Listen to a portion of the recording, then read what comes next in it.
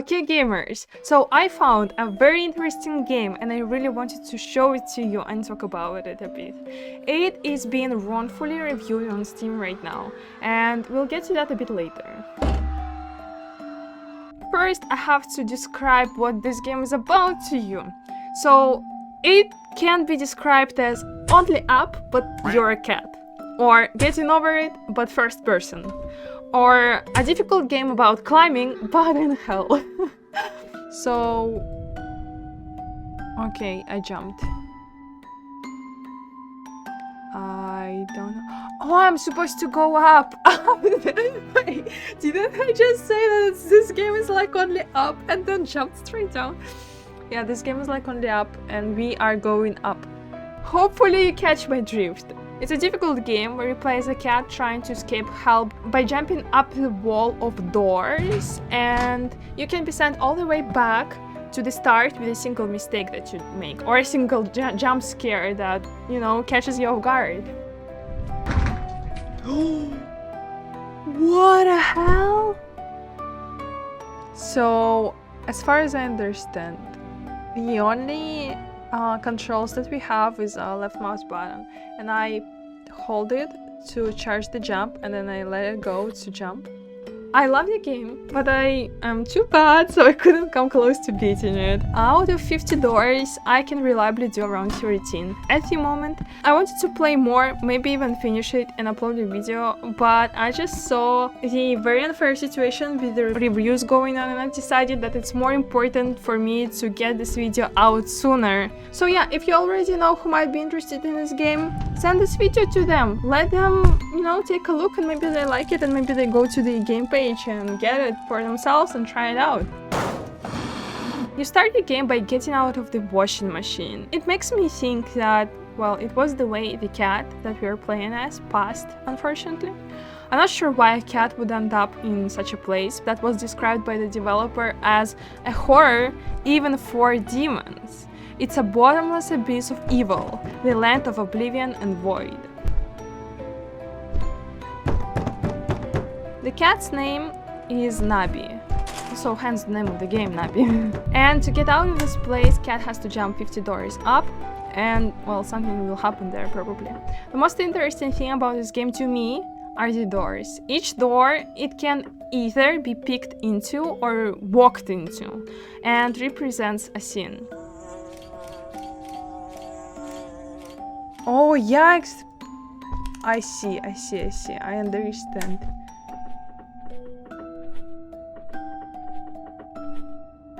Or not. Yikes, there is a hand there! Yeah. Yeah, we get it. We don't like it. Some doors are just creepy, some have jump scares, and maybe there is something even, you know, more interesting going up the further up you go. And you can see which scene the door represents. It's inscribed in the door itself from the inside.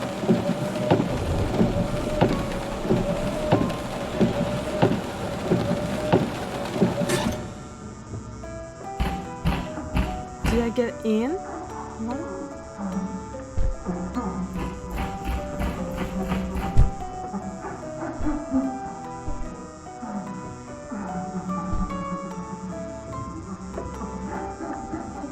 This is kind of scary. Why is it raining blood?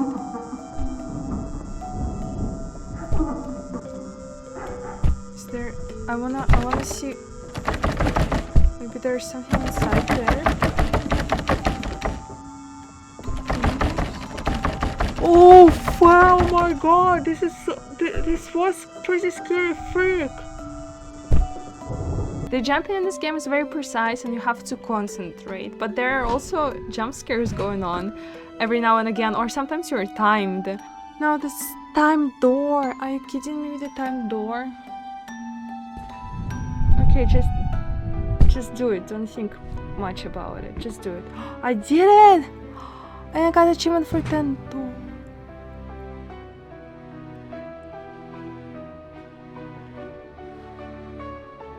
I also wonder what's inside that. Oh, wait, what is that?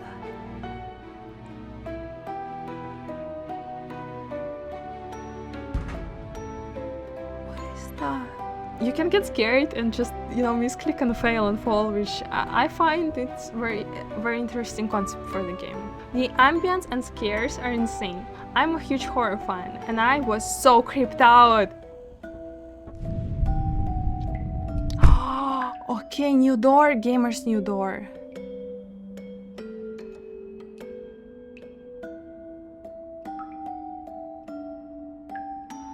Please don't tell me if I peek, I'm gonna... I did not expect that.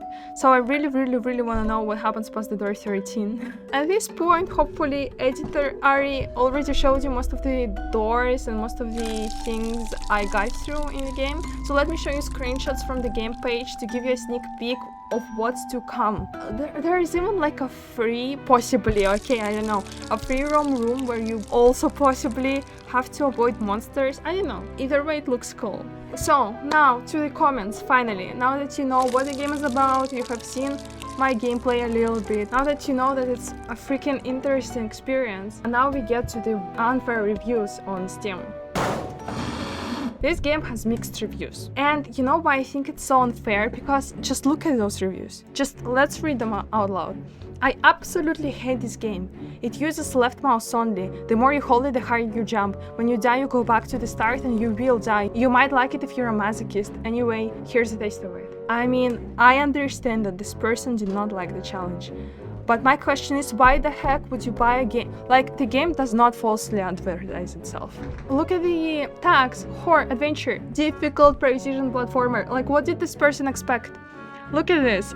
If you just read about the game, right? Most people read before they buy, right? 3 experiences: jump control, ambient sounds, and horror jump. The fear of failing before they leap, the fear of jump scare after they leap, the fear of horror elements after landing, the fear of failing before they leap. And if you go here, it just literally says to you, you may return to the starting point with a single mistake. Game saving is not supported. It doesn't falsely advertise itself. So my question is, why the heck do you buy this game if you know you're not gonna like it? This is the same if I would look at the Baldur's Gate 3, right?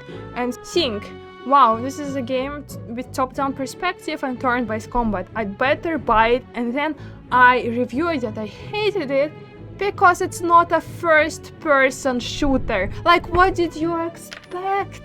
Isn't that just stupid? Each, negative review affects indie titles a lot.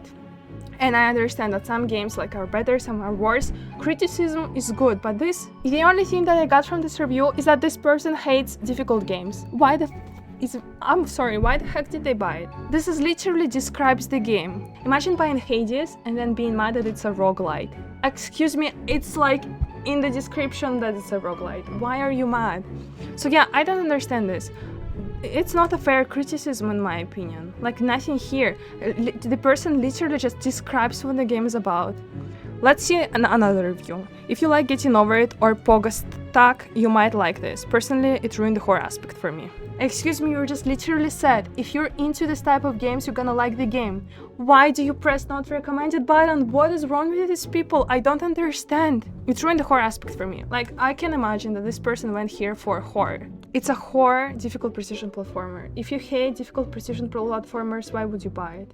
And if you're thinking by any chance that I'm involved with this developer in any way, no. I'm just a random person who saw a very unfair situation, and I honestly get mad when I see something unjust going on. As a person who played the game, and yes, it is difficult. It is maybe too difficult for me. I know that I can probably beat it if I invest maybe 20 hours, right? Maybe that's a huge investment. But I am not the type of person who would beat Bennett 40 or who would beat Pogo Stuck or who would beat Only Up, right? I know that when I bought the game, I knew that it might be too difficult for me. So I'm not hating the game for being too difficult for me, because obviously it's part of the experience, right? I wouldn't not recommend it for just the game being the game. Basically, this review says, and I might not be 100% accurate here, so I'm sorry if I'm not, but the gist of what it says, that the jumps at the beginning are stupid. This person couldn't get past 5 doors. Why would you need all this parkour? Refund.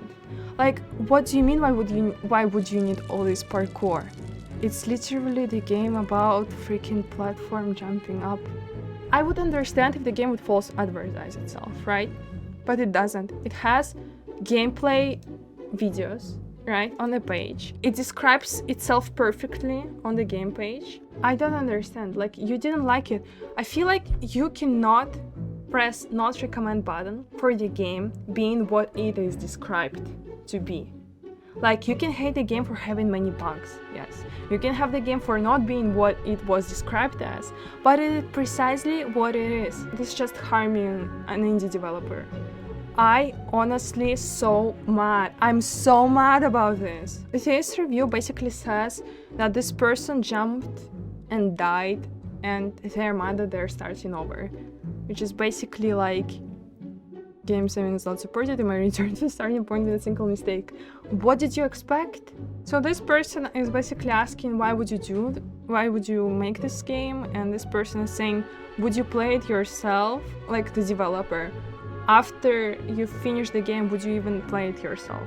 And all the negatives are just hating the game for what it is described to be. Maybe I'm missing something, like this is completely possible. But even if you freaking look at the game, this breaks my heart so much. Each doorway is marked with the crimson stain of its respective scene engraved in blood red text. There is so much lore to this game as well.